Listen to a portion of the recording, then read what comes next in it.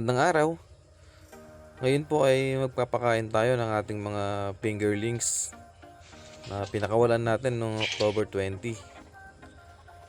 Bali, ang gamit ko nga palang feeds ay yung Tate Feeds na pre-starter. Ito na po yung brand na ginagamit ko mula po noong 2021 nung nag-start ako ng hito farming. Sa ngayon po, ang presyo po nito ay more or less 1,100 pesos po. Pre-starter nga po pala pinapakain ko sa aking mga fingerlings na 5 inches na po pataas. Makikita naman po natin sa size ng kanilang mga bibig kung anong klaseng feeds na po ang dapat nating ipakain sa kanila.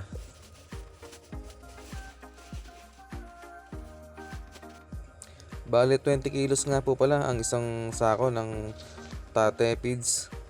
At ganito po yung size ng pre-starter. Talagang kayang-kaya ng kainin ng 5 inches pataas. At ito na, pakainin na natin sila. Ang video nga pala na ito ay kuha 3 days pagkatapos ko silang pakawalan dito sa ating fish pan. At kitang kita na talagang sila ay masisigla. Hindi ko na nga po pala tinitimbang kung gaano kabigat yung feeds na pinapakain ko sa aking mga hito.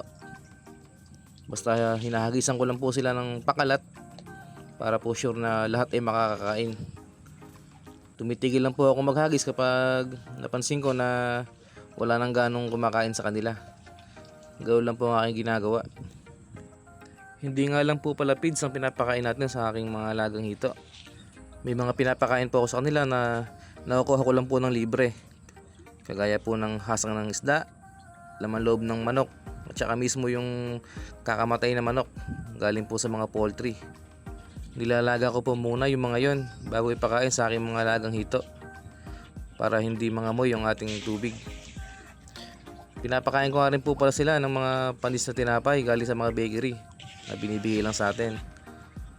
Effective naman po yun kasi subok ko na. Dahil within 2 to 3 months ay nakapag-harvest na po ako. Maganda rin po na hindi puro feeds ang pinapakain sa hito para hindi sila nauumay.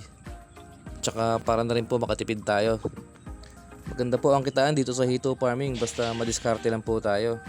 Pwede po tayong kumita rito ng doble o triple ng ating puhunan. Abangan nyo po yung mga susunod kong magiging update dito po sa aking hito farming. Maraming salamat po sa panonood. Happy farming!